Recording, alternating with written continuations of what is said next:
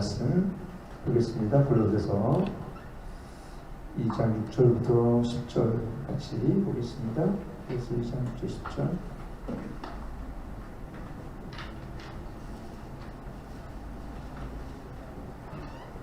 골로새서 2장 6절 10절입니다.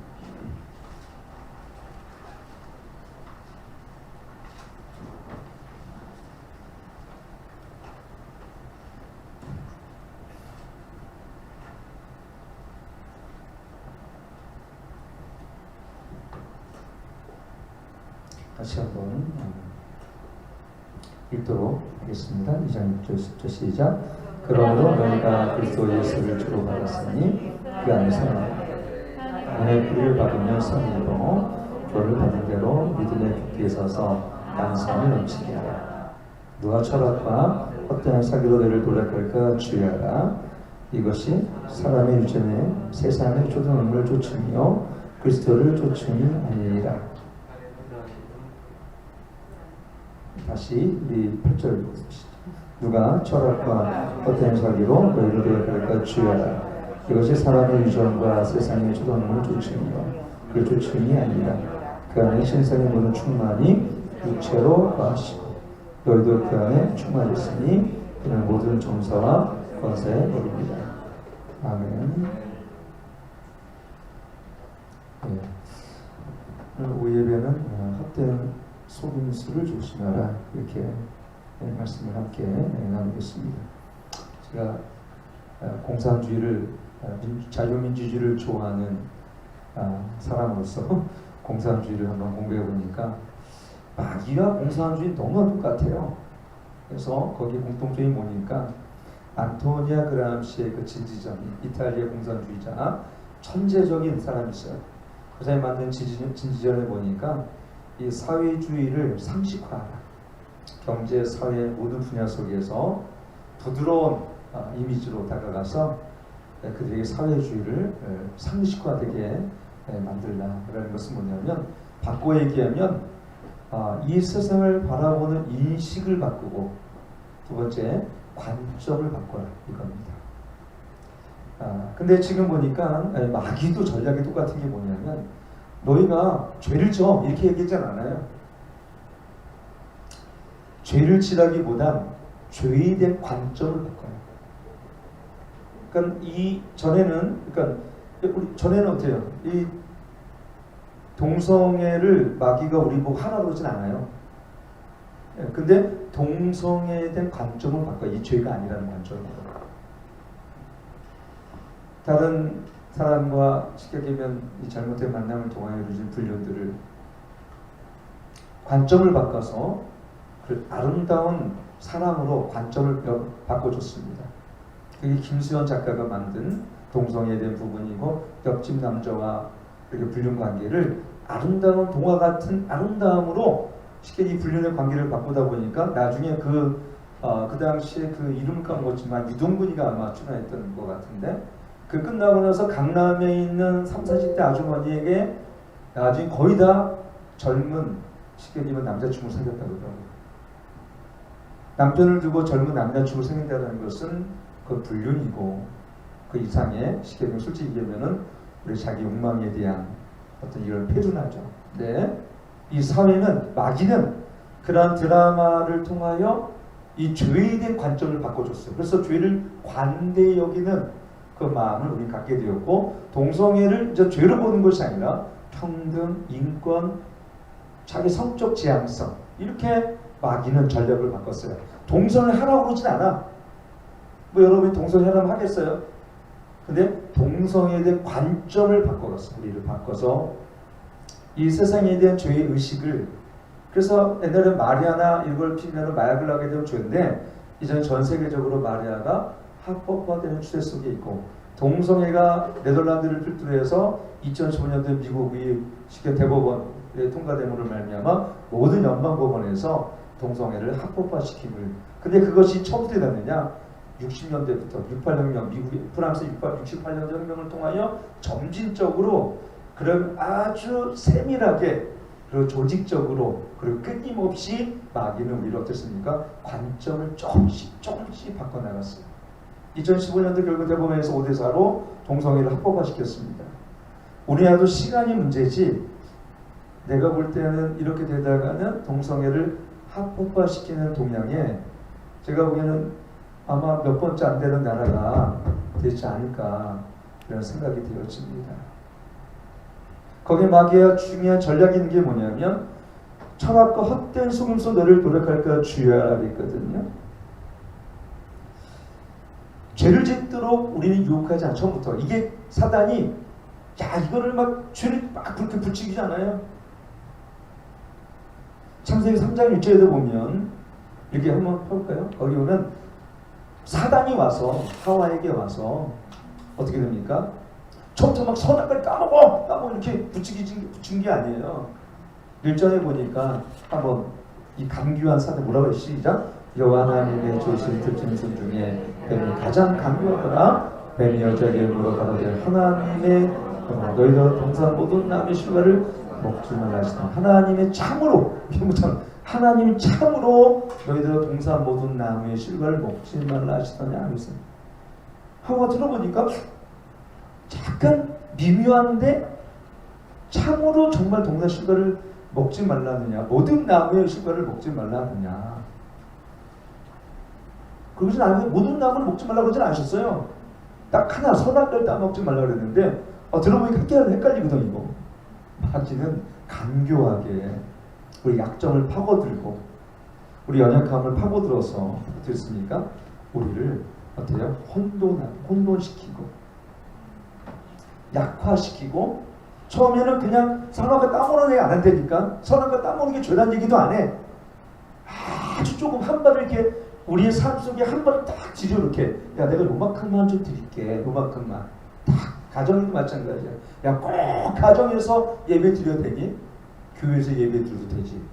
이렇게 들었는데 예배 드리지 말라는 얘기 안 해. 한 달에 한 번은 빠질 수 있지 않니? 여러분 그렇죠? 주일 앉아서 야 수예배 꼭 드려야 되니? 금요철도 하고 새벽기도도 하는데 주일 오전 예배 오후 예배도 하는데 야 수요일에 한 번 빠진다고 뭐하니? 그 뜻에 한번 빠져보니까 괜찮거든 삶이. 그렇다고 크게 행복에 지장이 없고 돈벌이 더 나아져. 그러니까 철학기도도 또 빠지고 주일에 그럼 주일에 오전 11시간 예배도 그 예배만 참석하면 됐지. 그래서 한국교회가 지금은 어떤 상황이냐면 대부분 대예배를 참석하고 야 설교를 이렇게 꼭 길게 해야 되니? 25분만 하면 되지? 이렇게 야 설교를 꼭 야 이렇게 대면으로 해야 돼? 그 집에서 편안히 해도 충분히 비대면 예배지. 요렇게 예배 드리지 말라고는 안 해요. 이 정부가 예배 드리지 말라는 얘기는 아닙니다. 야 비대면 예배도 있어. 비대면 예배도. 야 대면이나 비대면 예배나 하나님이 어디나 임재하시는데 이건 종교개혁이야. 뭐 이웃을 사랑하는 거거든. 그 사람들이 이웃을 사랑하는 그 마음으로 말이야. 그 얼마나 정당화됩니까? 얼마나 좋은 동기입니까? 이웃을 사랑한다는데. 그래서 훌륭한 목사님들을 제가 유튜브로 보면 깜짝 놀랐던 거. 그 중에서 정말로 진리 안에 올바로 서 있는 것 같고 정말로 그분들은 정말 대역교를 하고 있고 다 나이지만 누가 봐도 순수하신 이런 분들이 비대면 예배는 제2의 종교개혁이고 이웃을 사랑하는 데서 교회가 앞장서야 된다고 하는 그런 분들이 영적 지도자로서 순수하시고 한때 우리의 모든 뭐랄까요 우리 종교 우리 기독교 안에 한때 영적 리더십을 가졌던 그런 분들이 더욱더 얘기하니까 우리 모든 교단과 모든 교회가 그분의 말을 흔히 따랐어요. 1년 반 정도 지나고 1년 반이 뭡니까? 1년 8개월이 지나고 이제 보니까 어떻게 됩니까? 비대면 예배가 이제는 뭐라고 얘기하냐면 이제 정착이 되어서 자 우리는 이제는 뭐라고 하냐면 어떤 사람은 30-40%가 교회를 떠났다고 해서 그분은 뭐라고 하니까 야 30-40% 이상들이 집에서 예배를 드리는 데 있어서 이제는 안정화됐고 정말 이제는 가정에서 하나님의 임재를 누리는 예배를 우리가 드디어 찾았다. 새로운 방법을 찾았다. 이렇게 얘기를 하는 걸 보면서 참 이게 교묘한 사단의 간교한 속임수라는 것을 이렇게 보게 되어집니다. 여러분 사단은요 정면으로 와서 야 죄를 져 이런 얘기 안 해요. 이 죄에 대한 관점을 바꿔줍니다.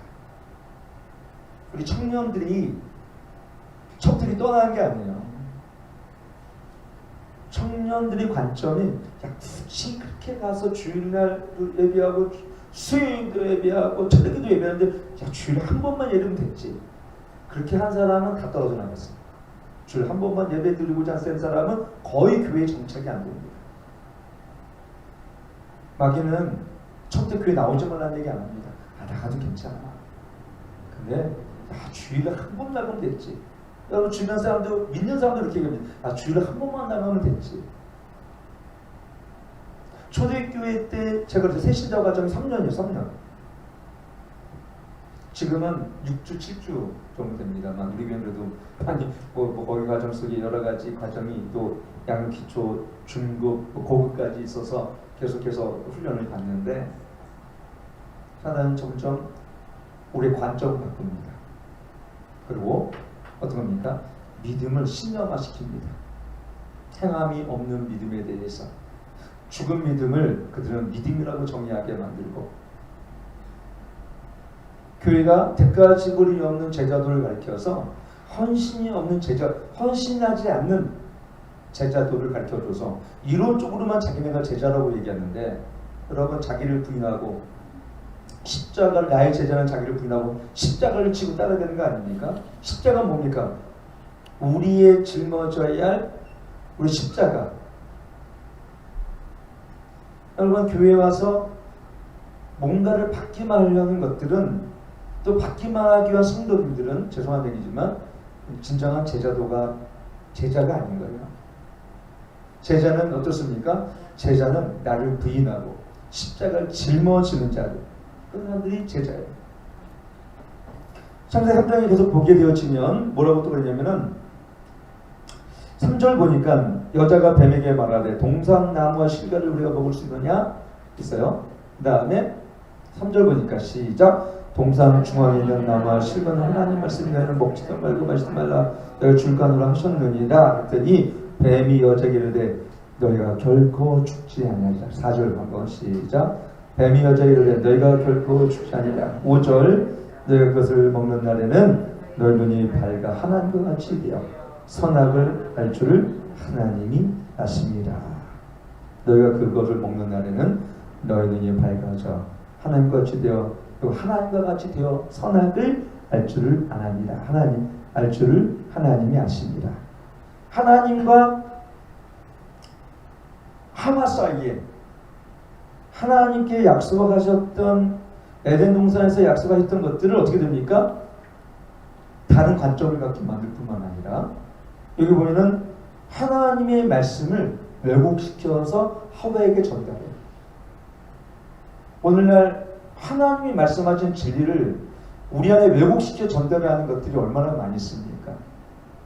한 번 구원은 영원한 구원이라는 잘못된 구원론 때문에 세상을 이제 막 살아도 어차피 구원받았으면 이제 됐어라는 이러한 안일함 때문에 여러분 생각해 보세요. 얼마나 많은 사람들이 죄를 한 번 짓다고 구원에서 멀어지지는 않아요. 구원이 떨어지는 건 아니에요. 제가 말씀드렸던 것처럼. 여러분 죄를 오늘 졌다고 갑자기 구원이 없어지고 내일 선행을 해놨다고 구원이 다시 생겨지고 그런 건 아니라는 거예요. 여러분들. 졸리신 분은 밖에서 여기 저기 시원하게 음료수 드시고 다시 들어와서 좋겠어요. 여러분 그렇기 때문에 그러나 어떻게 됩니까? 이 사단은 하나님이 주시는 이 진리를 이렇게 왜곡시켜서 우리 받아들이게 하는 통해서 우리가 그 올바른 진리 안에 살게 하는 것이 아니라 잘못된 진리, 잘못된 교리. 그래서 지금도 보면요, 한국 교회 안에 가장 약해진 게 뭐냐면 성령론이에요. 성령론, 죄로 회개하지 않는 복음을 가리키고 회개하지 않아도 어떻게 됩니까? 믿음을 알면 의롭다가 되었는데 믿음 안에 전 회개가 포함되어 있다고 생각합니다. 십자가에서 자기 죄를 자기 죄를 생각해 십자가에서 자기를 직면하고 예수님이 나의 죄를 위해 죽으셨는데 나의 죄를 전혀 회개하지 않고 그냥 구원할 수 있다는 것은 가당치도 않은 거 아닙니까? 예수님이 회개하라 천국이 아니라 사도 바울 우리 침례 요한 세 요한도 독사의 자식들이라고 했어요. 회개하라. 회개 합당한 행실로 너희가 따르랬죠. 근데 우리는 오늘날 우리 교리상에 보면 회개하라는 선행으로 인한 구원이라고 그래요. 행위 구원이라고 얘기합니다. 어떻게 회개가 행위입니까? 회개는 복음입니다. 회개는 믿음입니다. 따라서 회개는 복음이다. 여러분 믿음 안에 저는 회개와 당연히 행함이 없는 믿음은 죽은 믿음이라고 그랬잖아요. 하나님 아들 예수 그리스도가 우리의 유월절 어린 양 예수 그리스도시고 그분이 나를 십자가에 죽으셨고 그 죄로 나를 용서하셨다는 것만 믿는 것이 아니라 그 죄를 당연히 내 죄로 주님이 죽으셨다라면 나의 어떤 죄입니까? 내가 죄인의 사실도 참으로 비통한 마음이 따르겠죠. 죄만 깨닫고 회개하지 않는다? 죄는 깨달았어. 율법은 모막성생이 되어서 여러분 우리가 어떤 죄인지를 깨닫게 하지 않습니까? 그래서 십자가를 바라보게 하잖아요. 율법은 전혀 구원할 수 없구나. 그럼 구원할 수 없구나가 그냥 깨달을 뿐이겠어요? 내가 하나님을 대적하고 예수님을 부인하고 예수님을 절대로 나의 주님으로 섬기지 못했던 나의 과거를 자연스럽게 회개하지 말라도 내 마음의 심령은 각성이 되어서 죄에 대한 각성이 되어서 당연히 주님 앞에 회개할 수밖에 없는 거죠. 이것이 청교도의 구원론이고 여러분 이것은 근데 잘못된 구원론이 와서 사형리식으로 영접기도 했습니다. 영접기도 했으면 회개했습니다. 구원 받았습니다. 이건 구원을 값싼 은혜로 바꿔버린 거죠. 그렇게 되면 전 세계 구원받지 못한 사람이 없습니다.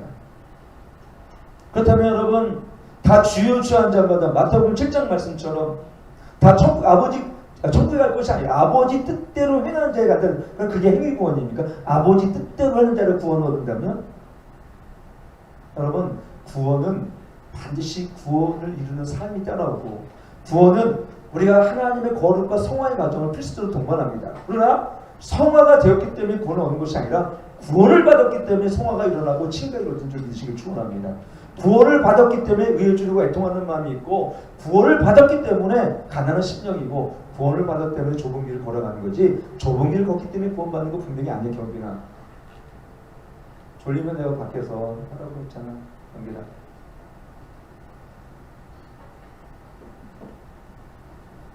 내 부탁을 들어서 고맙다. 경빈아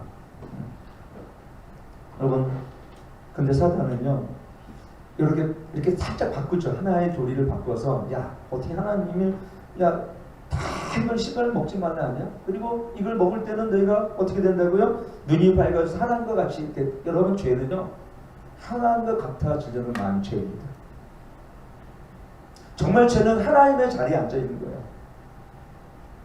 창세기의 죄는 뭐냐면 인간이 하나님의 자리에 앉아서 바벨탑을 쌓는 것 하나님과 같아지려는 마음입니다. 인간의 죄는 하나님처럼 같아지려는 그래서 지금의 이 땅의 유해지는 뭡니까? 인간이 신이 될 수 있다라는 그게 이 땅의 속임수입니다. 인간이 신이 될 수 있다라는 거.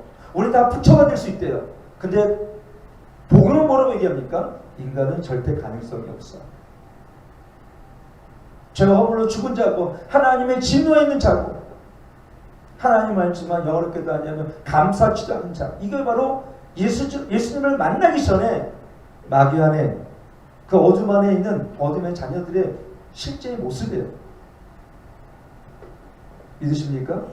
근데 오늘날 우리 현대 사회는 교육을 통해서 교육을 받으면 인간도 계몽이 될 수 있고 그 계몽주의가 나옵니다. 과학이 발달되고 의학이 발달되면 행복을 만들 수 있고 이 땅의 유해지 문화는 뭐라고 얘기합니까? 인간 스스로는 신이 될 수가 있고 윤회설은 뭡니까? 불교는 우리가 사람이 해탈의 경기를 통해서 나름대로의 부처가 될 수 있다. 다 부처가 될 수 있대요. 그래서 거기는 죄를 회개하지 않는 거, 죄를 회개하는 걸 아실 필요 없어요. 다 부처가 돼 있고 다 신이 될 수 있다는데 무슨 인간이 회개를 합니까? 근데 기독교는 뭐냐면 칼융도 그랬죠. 칼융도 플로이드나 심리학도 뭐랍니까? 우리에게 죄의 문제를 다루는 것이 아니라 어때요? 우리의 마음의 근본과 우리 마음의 초자아를 다룰 뿐이지. 그래서 칼융과 심리학적인 이런 설교에 또는 이런 철학적 기법에 있는 설교들은 어떻습니까? 죄를 인간의 근본적인 안에 있는 죄의 문제를 다루는 것이 아니라 복음 안에서 어떻게 됩니까? 우리 안에 인간의 심리학을 통해서 우리 마음을 위로를 주는 설교를 하게 되는 거예요. 우리에게 설교하기 참 어렵네요. 우리 좋은 사람들이 깨우면서 내 설교를 하려니까 오늘은. 그래서 여러분 잘 보세요. 사단이 우리를 교묘하게 우리를 그렇게 다 하나로 왜곡시켜서 본질에서 벗어나게 하는 거죠. 교회의 가장 여러분 속임수는 어떤 것입니까? 예수를 믿으면 잘 된대. 예수를 믿으면 복 받는데 거기까지는 어떤 복을 받는데 그 어디서 뭐라 하냐면 예수를 믿으니까 복 받는 게 하나도 없네. 더 남편이 뭐라 그러고 자식은 더 시험도 낙방하고 경제는 더 어려워지고 예수 믿는데 더 어려워졌는데 라고 교회를 떠나는 사람이 있습니다. 그 복은 잘못된 관점에서 기복적인 신앙을 줬기 때문에 그게 속임수입니다. 그 복은 이 땅에 주는 이 세상에 있는 복하고 다른 복이죠. 그 복은 하늘의 복입니다. 하늘의 복. 하늘이 주는 영적인 복입니다. 에베소서 1장 글 세 가지로 나왔는데 뭐냐면 첫째는 죄사함의 복입니다. 그 피로 말미암아 우리 안에 죄를 용서하신 복입니다. 두 번째 뭐냐면은 우리가 하나님의 자녀되는 축복을 주셨습니다. 세 번째 뭐냐면 창세 전에 우리를 어떻게 해요? 일렉션, 즉 우리를 택하셨어요. 택하셨어. 리천하면 이런 위대한 하나님의 복을 여러분 이것을 얼마큼 누리며 그 영광스러움을 그래서 오늘 6절 7절에 보면 그러면 왜 그리스도 예수를 주로 받았으니 그 안에서 행하되 그랬어요. 안에서 행하되. 여러분 위대한 것은 뭐냐면 그 안에서 행하되. 예수 그리스도 안에서 행하는 또 예수님을 통하여 받으신 이 엄청난 이런 위대한 유산들 여러분 우리가 아직 받을 복을 세워보라고 했는데 이 만 가지 은혜들을 만 가지 뿐이겠습니까만 하늘에 받는 생각해보세요. 우리는 10년 살기 위해서 10년 건강하기 위해서 모든 걸 투자하는데 하나님의 영원한 생명과 영생과 부활의 소망을 갖는 우리들이 너무나 인색하게 믿고 적게 믿음을 통하여 이 땅에 하나님이 주신 영생의 복락을 이 땅에 누리지 못하고 천국의 기쁨을 맛보지 못하고 살아간다면 우리의 믿음이 잘못된 것입니까? 교리가 잘못된 것입니까? 사단이 정말 가치 있는 것들을 가려놨어요. 이게 사단의 속임수입니다. 정말 영생의 복락, 영생의 구원, 하나님에서 우리의 부활의 산소망, 하나님의 나라의 그 자원들, 우리가 받는 그 영원한 하나님의 혼인잔치 얼마나 위대합니까?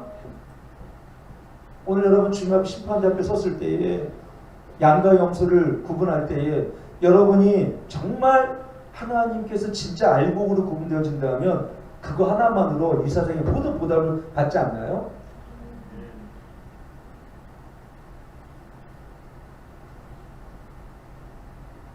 그래서 우리가 하나님을 기뻐하시는 믿음은 뭡니까? 하나님의 살아계심과 그가 상주심을 너희가 믿어야 할지라 그랬는데 이 땅에 살아가는 동안 여러분 무엇을 추구하든 내가 무엇을 결정하든 여러분 그거에 대한 반드시 심은 대로 거두는 영적인 법칙이 우리에게 존재한다는 것. 그러나 중요한 건 어떤 것입니까? 오늘 이 말씀처럼 사단은 계속해서 우리 눈을 가리고 우리를 미혹해서 영적인 하나님의 영원한 자원을 따라 살아가는 것이 아니라 이 땅의 것들, 골로새 3장 말씀처럼 땅의 하늘의 것을 바라보는 것이 아니라 땅의 것을 바라보게 함으로 말미암아 어떻게 해요? 에서처럼 망령된 현실로 파충한 그릇으로 이 장정권을 팔아버리지 않습니까? 우리가 지금 그래요. 우리 기독교가 사실은 이 파충한 그릇, 이 세상에 좀 더 잘 살기 위해서 교회를 등져버리고 좀 더 재테크하기 위해서 교회를 나오지 않는 이런 세상 속에 살고 있으니까 세상 사람이 하나님을 무시한 것이 아니라 우리 스스로가 하나님을 만들어 여기고 하나님을 무시하고 하나님을 경외하지 않는 세상 속에 살고 있습니다. 왜? 거짓된 속임수에 철학과 헛된 속임수에 노략에 우리가 빠져 있으니까. 이 세상에 살면 얼마나 잘 삽니까?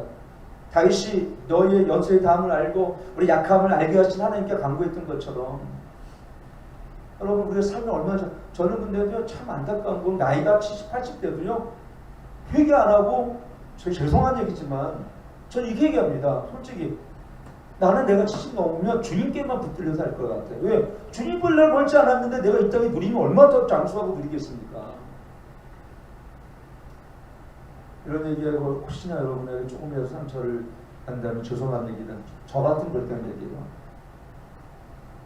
이제는요 우리가 주님의 구원 은혜를 바라보면서 하나님 주님 배울 날 얼마 안 남았는데 돈을 1,000만 원 더 벌면 못하고 100만 원 덜 벌면 뭐 하겠습니까? 솔직히 얘기하면 여러분 안 벌어도 정부에 다 줘요. 새끼를 쌀도 주고 여러분 굶으면 교회에서도 줍니다. 근데 얼마큼 더 행복하고 얼마큼 더 가지려고 참 이게 우리를 저는 그래서 어떤 때 보면 참 이래서 하나님께서 우리에게 충분한 교회를 주셨구나. 이 팬데믹을 통해서도요 우리의 경제가 우리가 만든 시스템이 영원하지 않다는 걸 보여주셨는데도 불구하고 다시 그걸 찾아요. 개가 먹은 걸 토한 것처럼 토한 걸 먹을 또 먹는 것처럼 또 예전에 있는 거 옛적을 그리워하면서 또 예전에 돌아가겠지. 제가 예언을 안 돌아갑니다. 그런 거는 안 돌아가요. 어쩌면 우리는 앞으로 계속 마스크를 써야지 몰라요. 그리고 어떻게 이런 예배를 계속 드려야 할 이런 교회의 시대적 사명에 우리가 그런 이 마지막 교회 시대에 살고 있을지 모릅니다. 그렇기 때문에 지금의 마지막 교회 시대입니다. 그러나 요한계시록의 시대가 오게 되어지면 이것조차도 천국이에요. 근데 여러분 뭘 바라보십니까? 아직도 경제활동을 통하여 더 좋고 더 멋있는 생활, 이 땅의 삶을 그리워하십니까? 여러분 한번 보세요. 주변에 엄청난 부자들도요 우리랑 똑같아졌어요. 이제 왜? 해외여행을 갈 수 있겠습니까? 맛있는 걸 먹을 더 아니면 뭐 어딜 더 놀러 다니 둘이 여러분 6시면 둘이 못 모인다면요. 그래서 어떻게 되냐면 우리가 평균화됐구나. 잘 사는 사람이나 못 사는 사람이나 공산주의처럼 평균화됐어. 사단의 속임수는 우리가 하나님의 자리, 하나님처럼 되게 하는 거고, 두 번째 뭐냐면은 영원히 살 것처럼 살게 하는 거예요. 영원히 살 것처럼. 이게 사단의 속임수입니다. 청년들 잘 들어요. 어쩌면 지금 청년 시대는 이 마지막 때의 청년이에요. 노인은 마지막 때 노인입니다. 말씀을 살아가는 우리 교회는 마지막 때 교회이고 저는 마지막 때 목사입니다. 아닌 것 같죠? 근데 마귀는 이러한 가치들, 우리 안에 이러한 마지막 교회조차도 어떻게 됩니까? 기름을 준비한다거나 마지막 때 새하늘 새 땅을 바라보게 한다거나 그것이 아니라 이 세상을 주목하게 만들고 정욕의 삶을 살게 하고 육신의 정욕과 자기 인생의 자랑으로 살게 만들어요. 정말 가치 있는 것을 마귀는 다 가려버렸어요. 여러분 생각해 보세요. 어떻게 하와가 수만 가지, 수천만 가지 이 땅에 기름진 것들, 에덴 동산에 있는 것들 다 먹게 했는데 한 가지 하나님께서 먹지 말라고 한 선악과를 보암직하고 먹음직하게 했을까요? 생각해 보세요. 그 많은 걸 누리게 만드셨고 에덴 동산을 주셨어요. 이름을 짓고 정말 어떤 이 창조된 하나님의 세계를 누리며 하나님과 예배하며 교통하며 하나님 임재를 마음껏 누리며 그런 질병도 없고 고통도 없고 사망도 없는 그 아담과 하와가 딱 한 가지 지금 똑같아요. 하나님이 교회를 통하여 에덴 동산처럼 물된 동산처럼 우리에게 하나님 임재를 허락하셨고 예수님을 통하여 우리에게 이 땅의 교회들을 통하여 제사를 폐하시고 예배를 허락하심으로 말미암아 우리 가정의 예배와 개인적인 삶의 예배와 우리 삶 속에 하나님의 임재를 허락하셔서 우리가 어디 가든지 성령의 충만함을 입고 살게 하셨는데 딱 그것만 압니다. 예배만 드리지 말아요. 그 선악과를 따먹는 하와나 여러분 똑같은 거예요. 이 땅에 선악과 뭡니까? 보암직한 문화, 인터넷, 오락, 미디어 중독, 이 모든 것은 어떻게 됩니까? 하나님의 임재로부터 우리를 멀어지게 하는 사단의 속임수와 미혹인데도 불구하고 우리는 그 길을 따라가는데 너무나 익숙해져 있다는 사실을 여러분 아시기 축원합니다.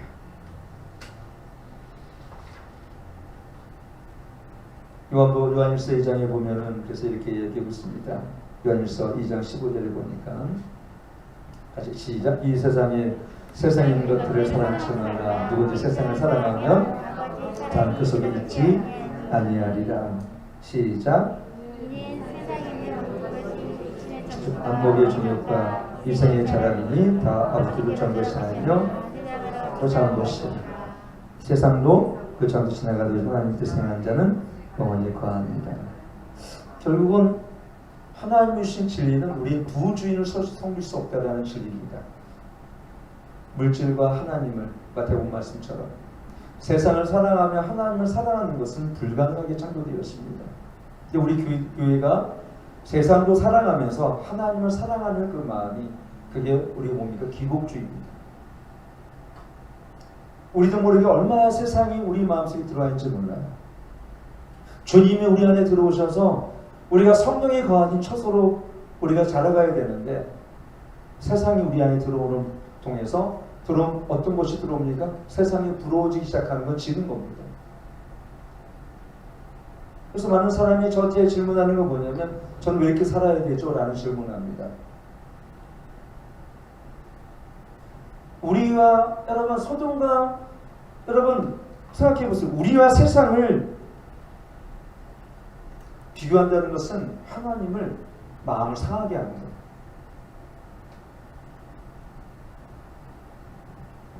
하나님의 뜻을 행하는 이는 영원히 거함이라 했거든요. 하나님의 뜻을 행하기 위해서는 하나님 안에 거하고 진리 안에 거하며 진리를 따르고 진리를 세워가며 십자가를 세워가며 영원한 것을 쫓아가는 삶이죠. 오늘 여기서 주는 굉장히 중요한 의미가 뭐냐면 하나님께서 우리가 어디에 속할 것인지를 하나님은 결정하게 하시는 거예요. 우리의 삶 속에서. 베드로서 2장 7절에 보면 롯의 얘기를 통해서 우리는 어디에 속해 있는지가 지금 얼마나 중요한지를 깨닫게 합니다. 같이 한번 읽도록 하겠습니다. 시작. 무언 자의 음란의 행실을 인하여 고통하는 그런 롯을 건지셨으니 이 의인이 저희 중에 거하여 날마다 저 불법한 행실을 보고 그러므로 그 의로운 심령을 상합니다. 이거 뭐냐? 무법한 자의 음란 행실을 인하여 고통하는 의로운 롯을 건지셨으니 이 의인이 저희 중에 거하여 그랬어요. 저희 중에 거하여 소돔과 의인이 저희 중에 거했대요. 불법한 행실을 보고 들음으로 불법한 행실을 보고 들음으로 그 의로운 심령을 상하니라 했어요.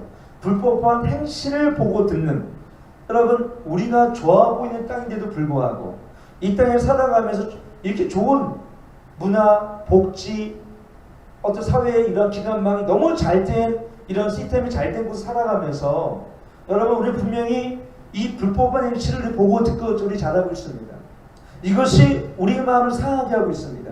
자녀들의 마음을 무너뜨리고 있습니다. 우리 신앙의 시스템을 교회의 체계를 무너뜨리고 있어요. 왜요? 여기 보면 불법의 행실을 보고 듣고 자라기 때문에 여러분 지금의 인터넷이 빨라서 좋지만 그러나 반대로 죄도 쉽게 습득하고 죄도 빨리 배우는 시대에 우리 살고 있어요. 자녀들이요 일찍 죄를 깨닫고 죄를 배웁니다.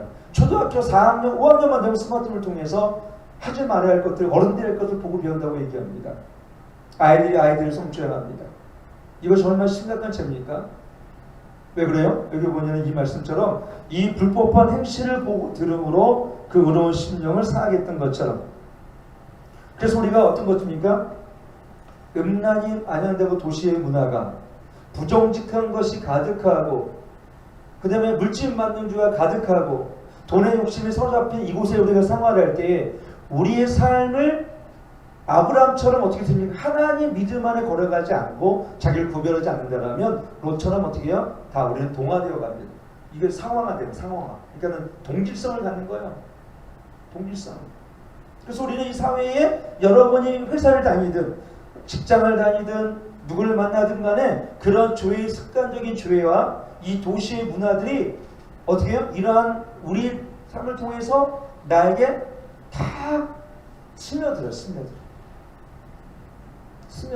그래서 내 감정, 내 인식, 내 지정의 체제 속에서 이것이 들어올 때에 여러분의 자신을 파수꾼을 주지 않는다면 이것을 통해서 어떻게 사단은 조금씩 발판을 마련합니다. 그래서 이 정도는 괜찮겠지. 이 정도는 괜찮겠지 하는 사람은 제가 보니까 거의 교회에서 떨어져 나간 사람이 굉장히 많아요. 그러고는 이렇게 생각할 겁니다. 언젠가 나는 코로나가 끝나면 다시 교회 갈 거야. 그렇게 생각한 사람들은 어쩌면 영원한 기회를 놓칠 수도 있어요.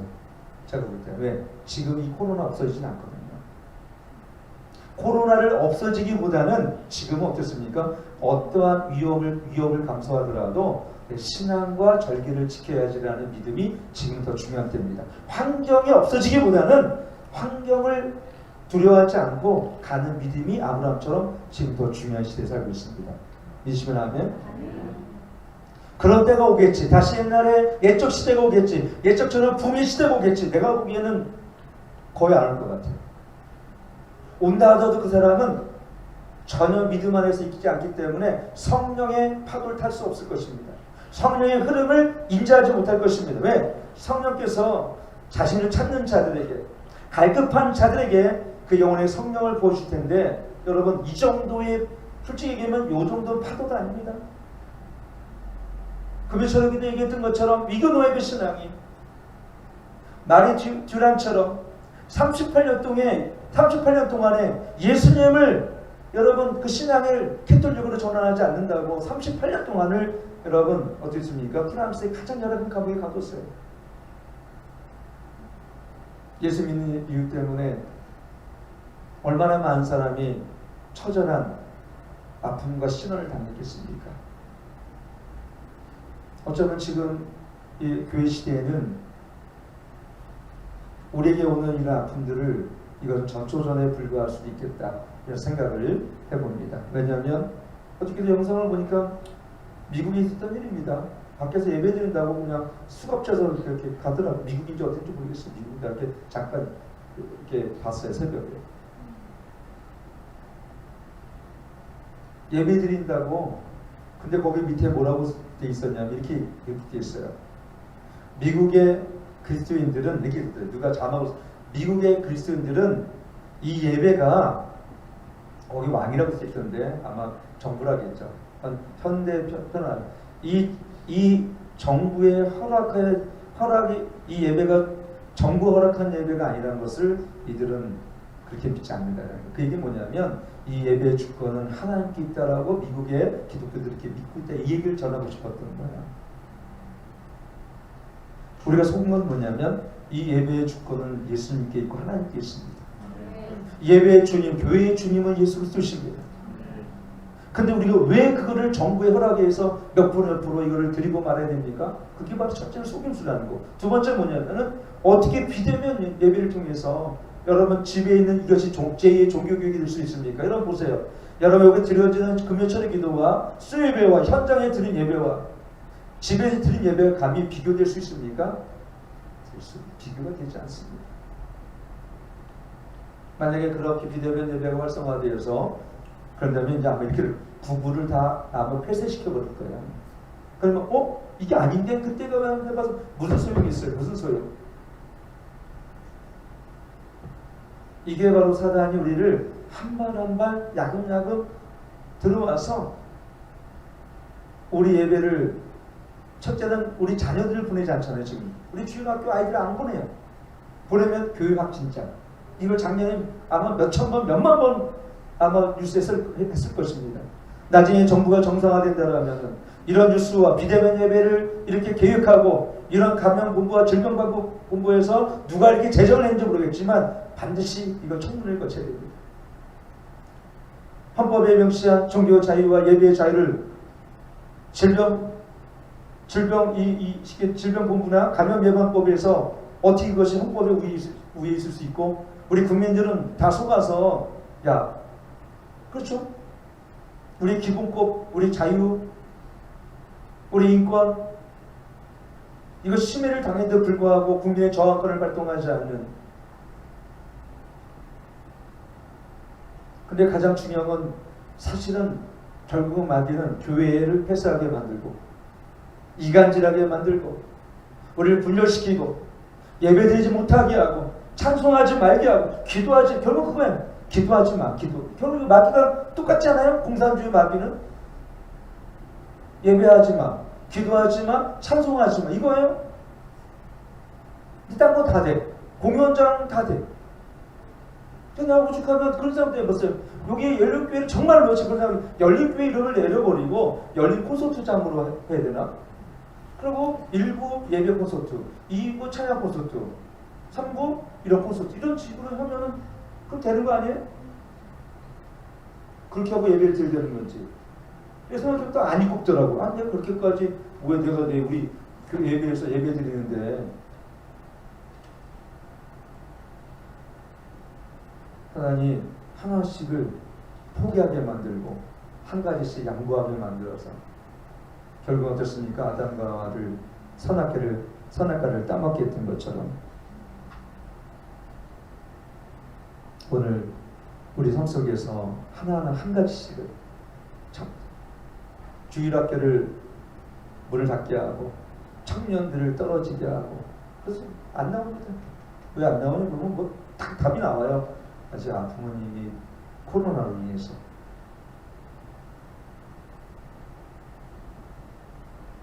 아니 생각해봐요. 그게 정확한 통계와 또 정치가 아니라 정직한 방역과 평등하고 균등한 방역이 이루어진다면 어느 정도 수긍하고 그래 우리 한 3주만 눈 덮자.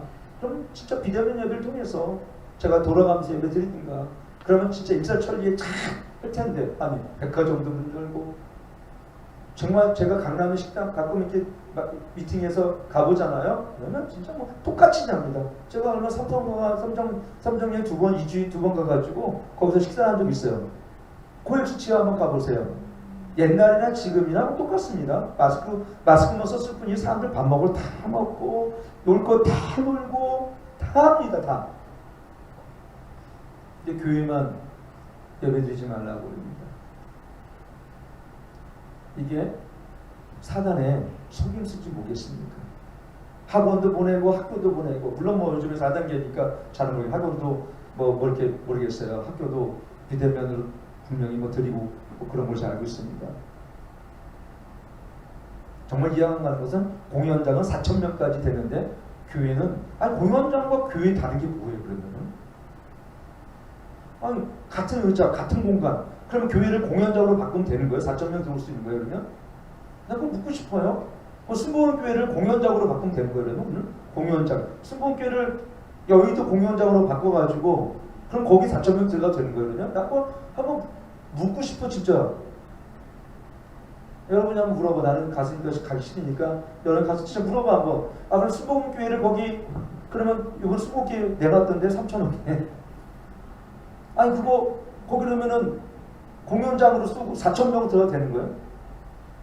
나훈아가 공연하면 4,000명은 되고 이용호 목사님이 설교하면은 99명만 되는 거예요? 20명만 되는 거고? 그러면은 코로나는 무슨 AI야? 지가 나훈아는 공연하면 4,000명은 코로나 없고 이용호 목사님 설교하면 거기 코로나가 생기고 이래서 제가 싫은 거예요. 똑같이 그러면 야 우리 3주간 아니 한 달 동안 딱 우리 전면 금지하자. 그러면 전철도 타지 말고 한번 딱 해보자. 아니면 베트남처럼 중국처럼 모든 걸 한번 금지해보자. 그러면 한 명도 안 나올 거 아니야. 다시 예배를 딱 시작하자. 그럼 우리가 참을 거 아니야. 근데 교회만 예배지. 교회만. 물론 참 마귀는 그렇기 때문에 이러한 정치적인 것, 정치와 이런 문화와 이런 사회와 이걸 통해서 우리를 어떻게 해요? 미혹하고 속임수를 써서 어떻게든지 우리가 이 교회를 예배드리지 못하고 결국은 교회를 폐쇄시키는 것이 이 마지막 시대의 마귀의 전략입니다. 그래서 우리가 뭐 오늘 제목은 그거보다는 그러나 우리가 마귀의 속임수를 어떻게 할 것인지 그렇기 때문에 우리는 분별력이 마지막 영적 분별력이 필요합니다. 마지막은 뭐냐면 우리를 대부분 헛된 속임수와 그렇죠? 여기 보면은 널 노래받고 주의하라. 사람의 유전과 세상의 초등학문을 쫓으며 여기 보면 사람의 유전과 세상의 초등학문인데 이게 뭐냐면 유전은 전통이라는 얘기죠. 우리 한국교회가 또 하나의 속임수는 뭐냐면 지나친 전통을 의지하고 있다는 겁니다. 유대인들이 율법의 중심은 하나님의 사랑인데 신명기 6장 말씀만 말씀이에요. 근데 하나님의 사랑은 이웃을 사랑하는 것을 빼고 지키는 율법과 의무만 남게 됐어요. 의무만. 그래서 외식과 형식과 전통만 바리새인들만 남았어요. 외치는 부도처럼. 오늘 한국교회도 우리 교회를 포함한 모든 교회들이 어떻습니까? 사실은 하나님의 이 복음을 주신 것은 갈보는 뭡니까? 은혜입니다. 은혜. 일부 예배 때 말씀드렸던 것처럼 복음이 주는 사랑을 누리며 이 교회 안에서 이런 즐거움과 기쁨으로 교제하는 것보다는 어떻습니까? 전통과 교리에 묶여 있다 보니까 정죄하고 판단하는 게 참 많다는 거죠.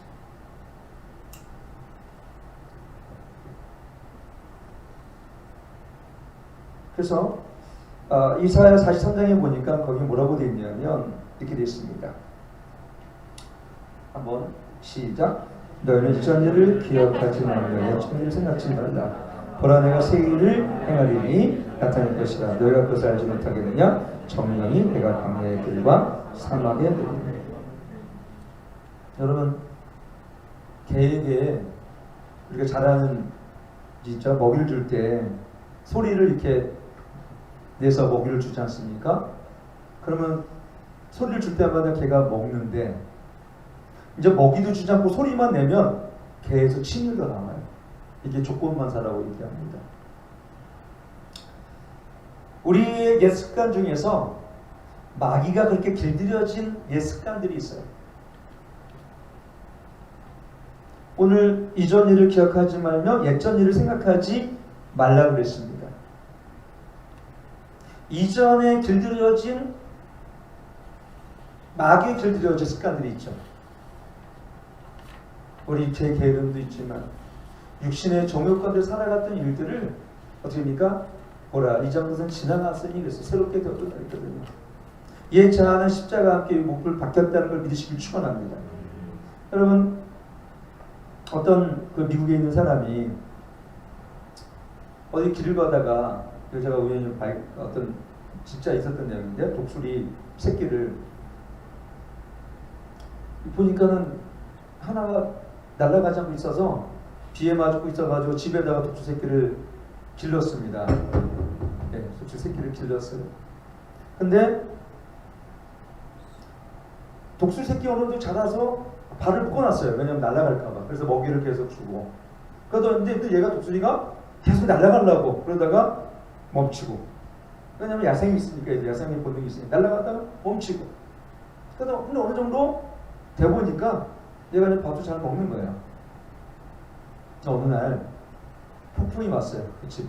막 바람이 불고 내가 좀 나뭇가지가 부러지고 그리고 깜빡해서 그날 아침에 나가봤더니 폭풍이 지나가서 나가봤더니 독수리가 바람이 불어서 이 다리 끈도 탁 풀어지고 나뭇가지 끊어졌으니까 다 자유롭고 당연히 날아갈 줄 생각했더니 얘가 안 날아가고 거기서 먹이를 쪼아먹고 있더래. 얘가. 그러니까 얘는 어떤 것입니까? 자기가 묶여있는 줄 아는 거예요. 묶여있는 줄 아는 거예요. 마귀는요 예수의 피로 우리를 자유케 됐던 것을 어떻게 해요? 여전히 우리 옛자 속에서 죄와 율법의 저주 속에 우리를 묶여있다는 이 잘못된 생각을 갖게 합니다. 그래서 옛자 속에서 묶였던 상처 속에서 반응하게 만듭니다. 제가 보니까 그렇게 많아요. 사실 저렇게 행람하고 하다 보면 안 돼요. 이미 예수의 진리를 통하여 복음의 능력과 예수의 피로 말미암아 우리를 상처를 치유하시고 우리 쓴뿌리를 치유하시고 우리를 자유케 하셨는데 우리의 반응은 옛 자아 속에 반응하고 있어요. 그게 뭐냐면 이미 우리를 자유케 하신 십자가의 복음 안에서 내가 누리고 반응하는 것이 아니라 마귀는 계속해서 속임수를 줘요. 너는 안 돼. 그 감정을 통해서 유입하게 만들고 그 쓴뿌리와 상처 속에서 너는 지금까지 어둠이 있었기 때문에 앞으로 어둠 속에 있어야 돼. 그 진리로 자유케 한 복음 안에 누리는 삶이 아니라 어떻게 됩니까? 예자 속에 마귀가 주었던 상처와 분노 속에서 여전히 우리를 반응하게 만드는,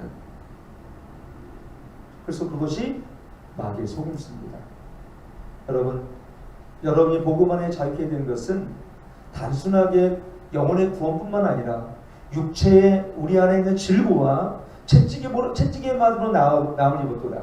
이사고 3장. 그러다 보면 예수님께 죽으시면서 내가 다 이뤘다는 이 말씀은 단순하게 너 영혼만 구원해줄게, 나머지는 안 돼, 이게 아니에요.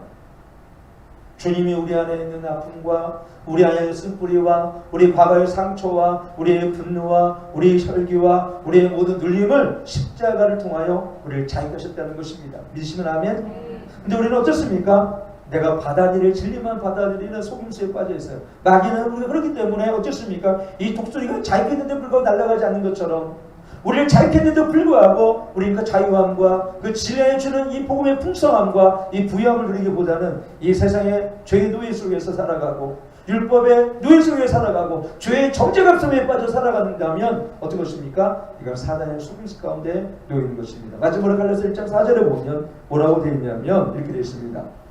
시작. 그래서 하나님은 우리 아버지 뜻을 따라 이 악한 세대에서 우리를 건지시려고 우리 죄를 위하여 자기 몸을 찢었으니, 악한 세대를 우리를 건지시려고 자기 몸을 찢었다고 말씀하셨습니다. 오늘 본문으로 다시 돌아가서 정리를 마칠게요. 거기 보면은 9절 10절 같이 읽겠습니다. 9절 10절 2장 시작. 그 안에 신상의 모든 충만 육체로 가시고 10절 너희도 그 안에서 충만하였으니 그는 모든 정사와 것을 버리시고. 여러분 신상의 충만 육체 안에 거하시고 그 너희도 어떻게 됩니까? 예수 그리스도 안에서 그분의 예수 안에 부어진 그 충만함이 오늘 어떻게 됐다고요? 우리에 부어졌다고 말씀하신 거예요. 예수님의 성령께서 예수를 부활하신 것처럼 우리에게 하나님의 부활의 산성함을 주시고 그 진리를 자유케 하셨으며 우리 육체를 치유하시고 우리의 공감을 회복하셨으며 우리 예자 속에 주었던 이런 모든 자아의 쓴뿌리들을 예수로 말미암아 우리를 자유케 하셨다라고 그 충만함을 보였다고 분명히 성경은 기록하고 있습니다. 그런데 어떻게 됩니까? 우리는 이해되지 않는 것을 좀 믿으려고 하잖아요. 이해되는 것만 믿고 받아들이고 싶은 진리만 받는 것은 속임수입니다.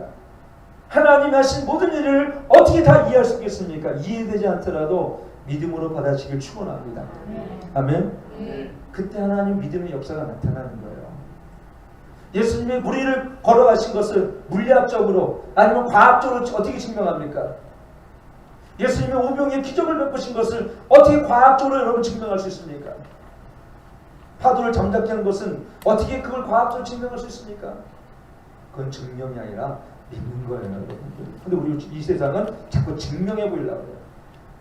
여러분, 예수님을 증명해 볼 필요가 없어요. 왜? 그분은 실제시니까. 제가 그분을 여러분께 증명해 볼 필요가 없어요. 그분은 살아 역사하시고 지금 여기서 임재하시고 그분을 여러분 저를 증명하려고 합니까, 여러분? 야, 맹목사가 이름은 맹씨고 지금 주성인데 나이는 얼마고 키는 얼마야? 뭐또 증명하는 거야? 난 이렇게 이거 있는데.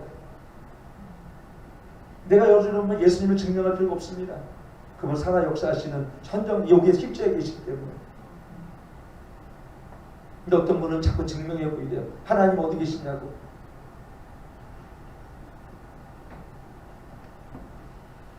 오늘 사단은 자꾸 보이는 것만 믿게 하고 들린 것만 믿게 하는 우리 인간의 자꾸 과학을 근거로만 이성적인 근거로만 믿게 하는데 그건 속임수입니다.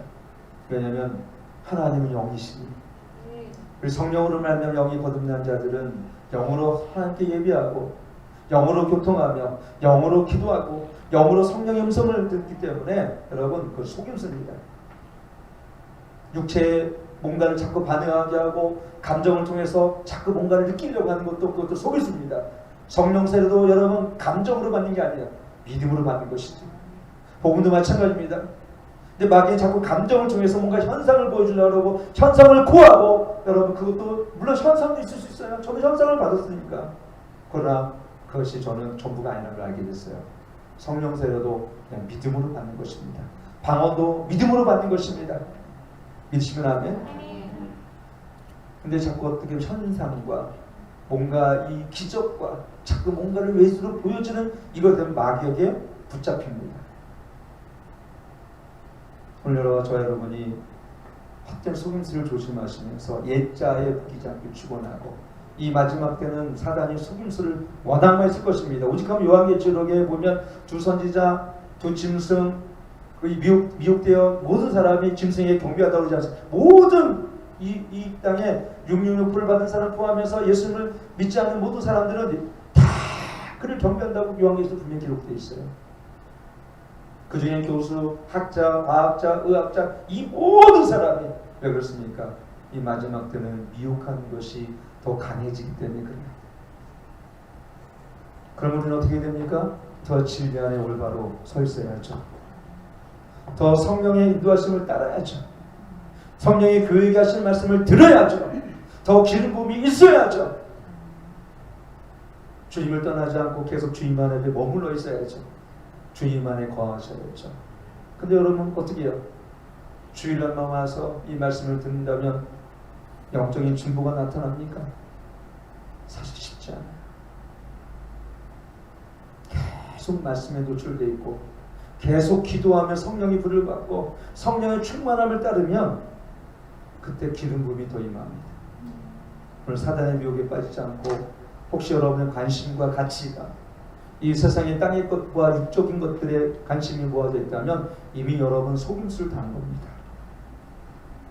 영원한 그 나라, 영원하신 우리 아버지 하나님, 자기를 죽이시며 주신 하나님의 사랑, 그 터가 묻어지고 뿌리가 내려져서 그 사랑 안에서 강건해질 때, 이 마지막 때 저와 여러분이 모두 승리할 줄 믿습니다. 우리 한번 기도하실까요? 여러분 안에 더 영적 기름 부음을 부어주시고 영적 분별력을 더하시고 사단의 속임수와 미끼에 덫에 내가 빠지지 않게 해달라고, 특별히 여러분 이 재리와 염려로 우리 마음이 어떻게 둔감해지지 않게 해달라고 여러분 기도하시길 축원합니다. 여러분 얼마나 많이 둔감했는지 몰라요. 하나님, 내가 민첩하고 영적인 민감함과 하나님의 은혜를 내가 누리며 살게 해달라고 자신을 위해서 이 시간 주의 삼천 부르며 기도하겠습니다. 주여! 주여! 주여! 하나님 아버지, 영적인 민감을 주시옵소서. 철학과 어떤 속임수와 하나님 마지막 때 유전과 세상의 초중학문을 쫓아가지 않게 도와주옵소서.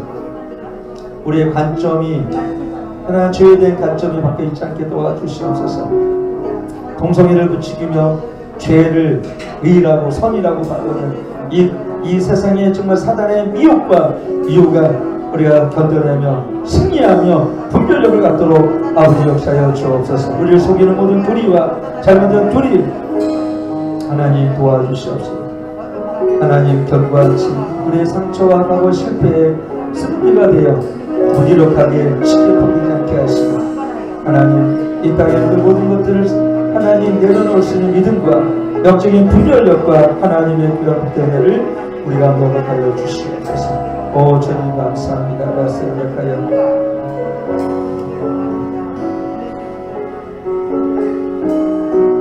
하나님 아버지, 우리는 얼마나 옛 자아 속에 사단이 덫을 놓았던 그 함정에 빠져 참으로 무기력한 나날을 보냈는지 다시 한번 이 시간 우리가 깨닫게 하옵소서. 사회적으로 국가적으로 있는 집단적인 죄악 속에서, 소돔과 고모라 같은 이 세상 속에서 죄악에 노출되지 않도록 하나님 도와주시옵시고, 이제는 하나님 육신의 정욕과 이생의 자랑을 따라 살지 않게 도와주옵소서. 하나님 로치 무법한 제 음란 행실로 인하여 고통받았던 것처럼 이 땅의 음란과 더러움과 거짓과 술수와 하나님 악함과 또 하나님 술 취함과 방탕함 속에 빠져있는 주의 청년들을 붙잡아 주시어서 하나님 공부하는 이기 전에 또 창조주 하나님을 기억하라고 말씀하셨사오니, 그리고 악은 모든 모양에도 버려 말씀하셨사오니 오직 진리 안에 거하고 하나님의 거룩의 원리를 따라 살 수 있도록 이끌어 주옵소서.